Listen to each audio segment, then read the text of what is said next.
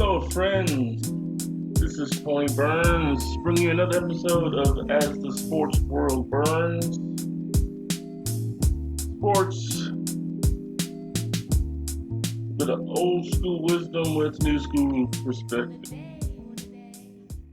The Arkansas Razorbacks opened the football season today with a 38-17 victory over Rice. As you recall, I predicted Arkansas would win 42-21.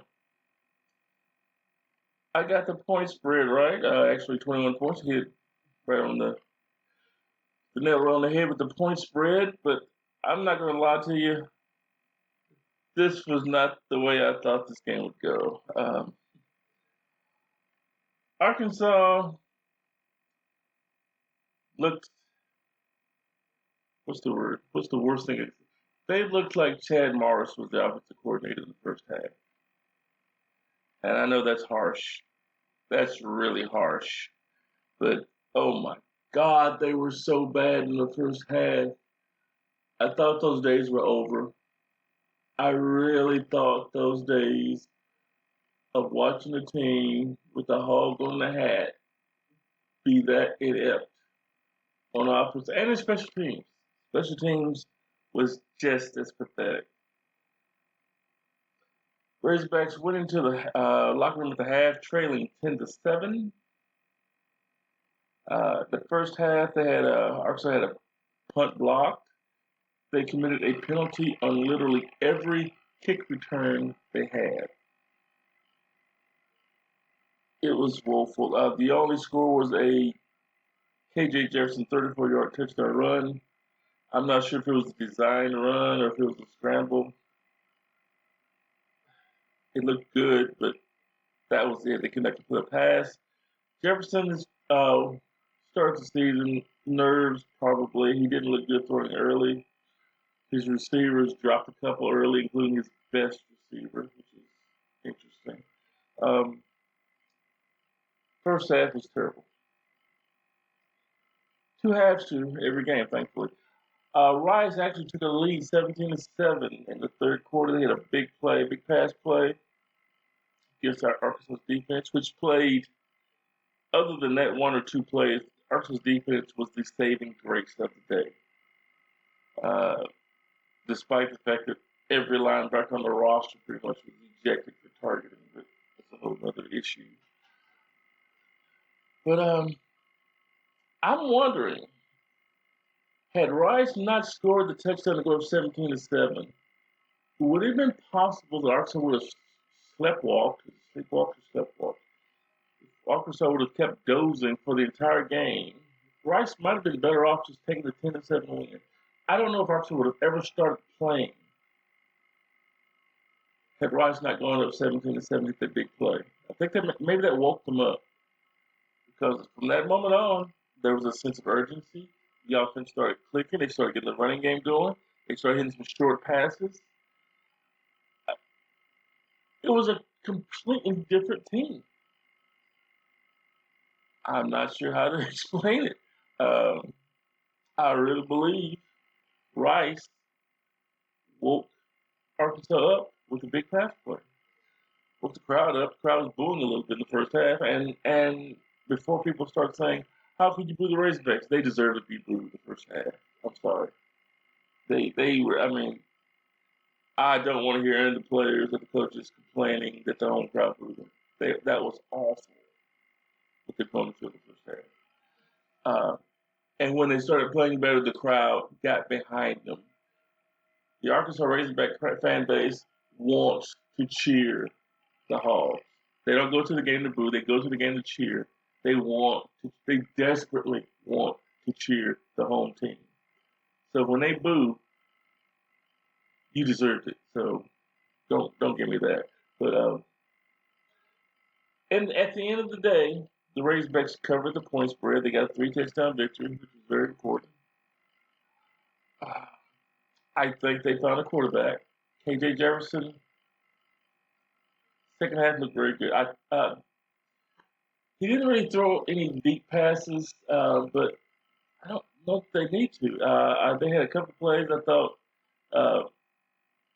they had a play where play action pass, and he hit a short pass to the flip pass to the tight end Blake Kearns for a big gain. Second half, I love that play call.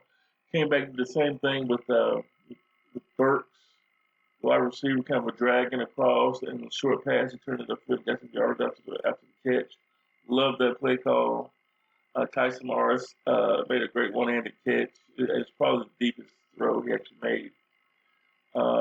Wasn't a great throw, but what he did was he gave the receiver a chance to make a play for him.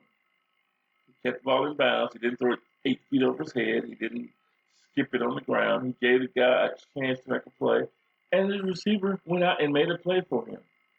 That's what they needed him to do, and he did it. The second half, KJ Jefferson looked really good. The second half. It's a shame he had about a 67-yard touchdown run nullified by a hold behind the play almost. He would have gone over 100 yards rushing, which I thought he deserved to do. But at the end of the day, he rushed for 81 yards. So he rushed 9 carries for 89 yards. And he completed 12 out of 21 passes for 128. Like to see the passing yards go up a little bit more than that, especially against Rice. And maybe I'm not giving Rice enough credit. But I'm not sure how to feel about it. It wasn't dominant until late, and I'm not so sure the Heat didn't have as much to do with the Owls wilting as Arkansas. Arkansas wore them down with the combination of Arkansas' superior athletes, superior depth, and the Heat wore Rice down. And so, was it as dominant as the final score? It didn't really have to be. Bottom line is Arkansas won going away. It looks great on paper, and it sets up a really interesting, exciting matchup next week against the old nemesis, the old rival in the Southwest Conference, the Texas Longhorns. At least Arkansas won. There are a few. It's funny that you're not sure how to feel about this win, a 21-point win, when just a couple of years ago, any Razorback fan would have been thrilled with a 2-point victory over anybody. Over Our Ladies of St. Ignatius. We've taken a 2-point win over anybody. So all of a sudden, in a very short time span, Sam Pittman has us thinking maybe we're thinking a little better than what we are. But as a fan, which fan doesn't think their team is better than we? I don't think expectations are unrealistic. But anyway, it was a good win. In the end, it was a good win. Bad start, good win, all that matters. Around the Union County area on Thursday night, El Dorado traveled to Camden Fairview and pulled out a big 40-36 victory. 23 penalties against El Dorado alone. I believe, not official, I believe there are 29 penalties total, 23 against El Dorado.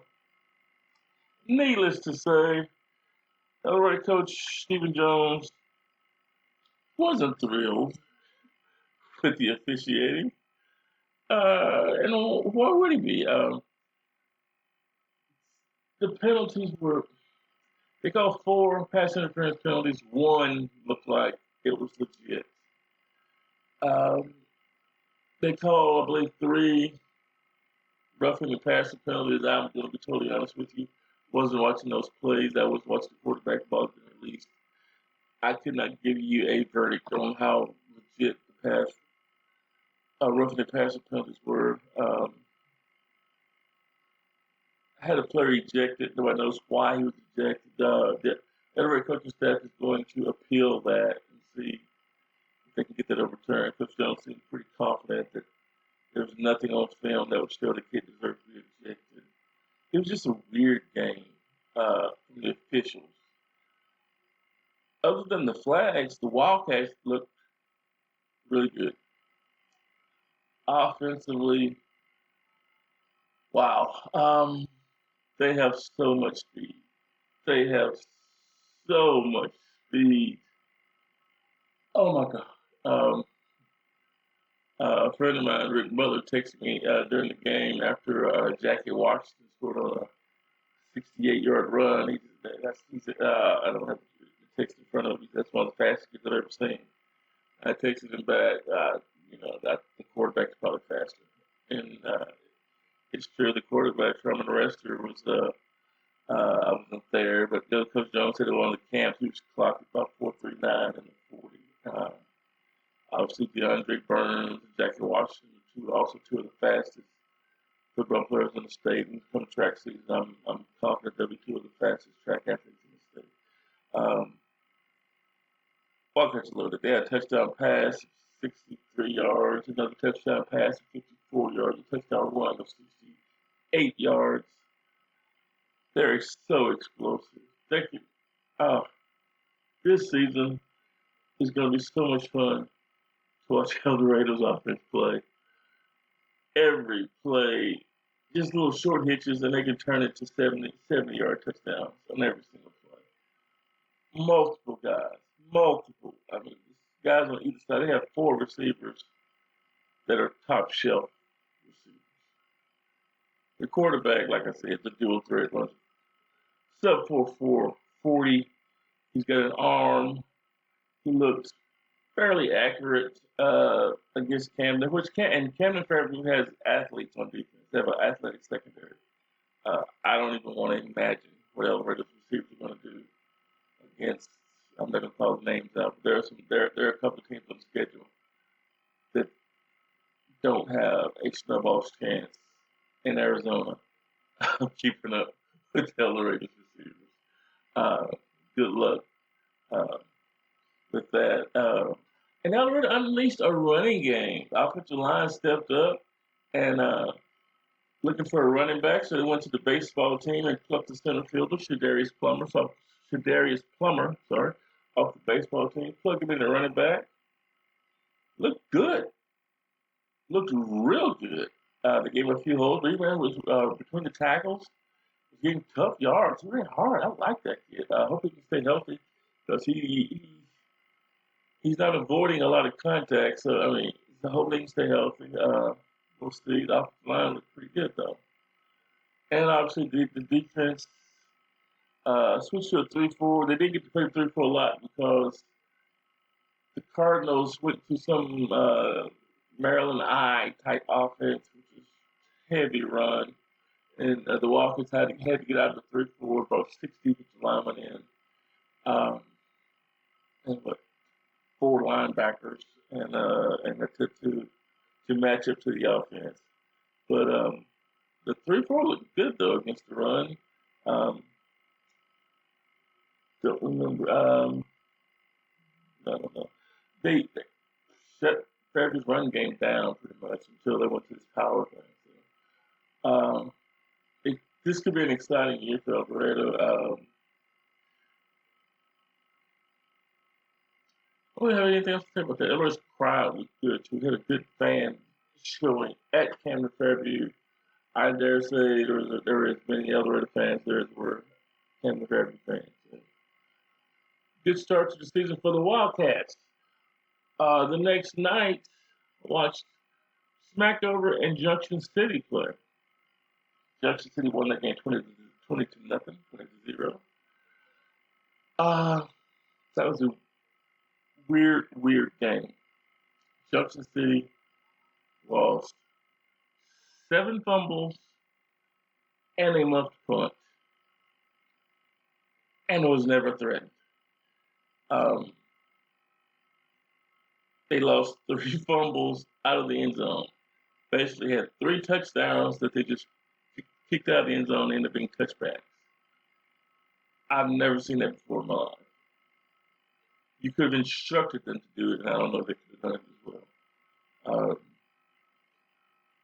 But the Dragons, they lost a big one in the season opener at Harlan Grove. I think they're getting it back. They certainly have some talent. Smackover, I watched Smackover against Parker's Chapel in the season opener 2 weeks ago, and thought, man, they got some size up front, they got some good backs, good receivers. And Junction City, the Dragons, took all of that away. It was dominant. And so, not sure if it was great Dragon football or bad Buckaroo ball. I'm not sure.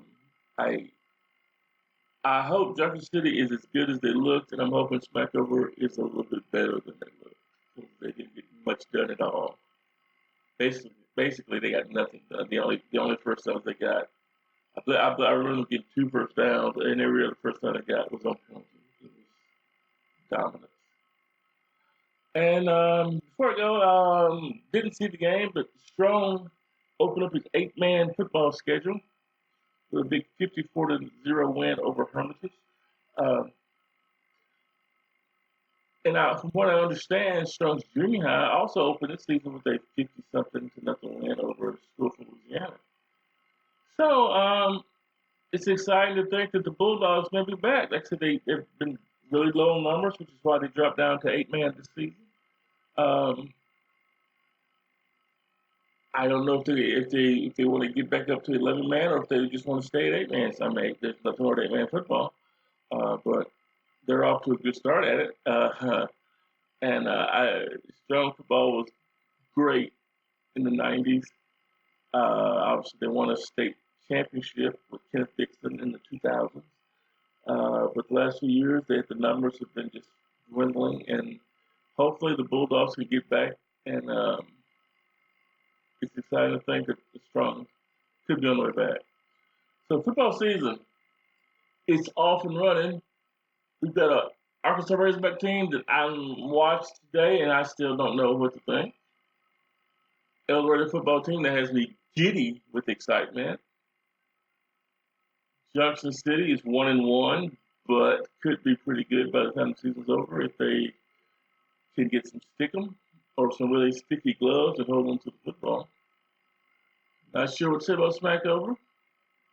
Parker's Chapel's game this week was canceled. They